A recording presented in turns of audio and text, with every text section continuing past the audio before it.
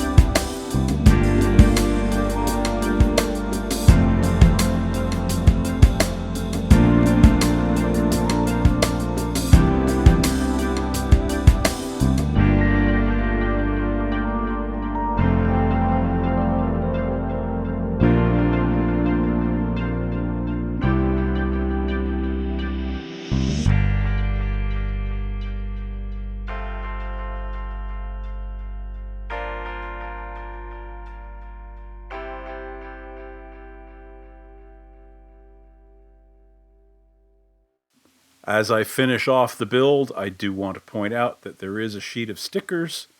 I rarely put these stickers on my Lego kits when I build them, but you certainly can.